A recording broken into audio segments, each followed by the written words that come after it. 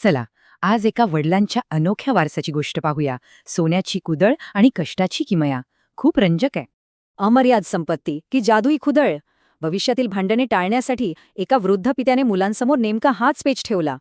वडिलांनी वाटणीसाठी दोनच पर्याय दिले. एकतर आयुष्यभराची जमापुंजी घ्यायची किंवा मग सोने उकरणारी ती जादुई कुदळ.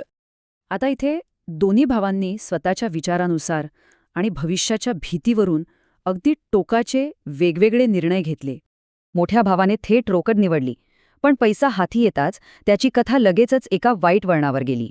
वडील तीर्थयात्रेला गेल्यावर कोणतीही शिस्त न राहिल्यामुळे त्याने पाण्यासारखा पैसा उडवला आणि सर्व संपत्ती गमावले. दुसरीकडे लहान भावाने ती जादुई कुदळ घेतली आणि रातोरात श्रीमंत होण्याच्या आशेने तो थेट शेतात गेला. तिथे जमिनीवर वारंवार घाव घालूनही चमचमता खजिना मिळाला नाही.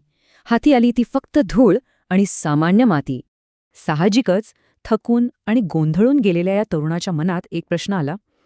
वडिलांनी आपल्याशी खोटे का बोलावे? पण नाही, वडील खोटे बोलूच शकत नाहीत.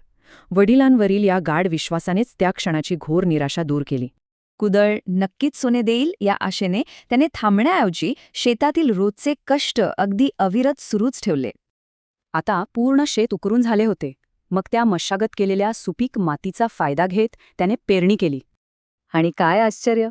त्या कष्टाचे फळ म्हणून संपूर्ण गावात सर्वाधिक आणि सर्वात भरघोस पीक त्याचेच शेतात आले. तेव्हा त्याला साक्षात्कार झाला. हे शेतीतून मिळालेले प्रचंड पीक, हेच तर ते खरे सोने होते. झटपट संपत्ती विरुद्ध रोजच्या कष्टाने मिळालेली शाश्वत श्रीमंती, हाच तो वडिलांचा खरा आणि लपलेला धडा होता. ती कुदळ खरोखरच जादुई होती, पण ती जादू चालवण्यासाठी अथक परिश्रमांची आणि कष्टाची जोड लागणे गरजेचे होते. आजच्या झटपट जगात एक विचार करूया. क्षणिक संपत्तीच्या मागे धावताना लोक ती सोन्याची कुदळ म्हणजेच कष्टाची सवय विसरत आहेत का?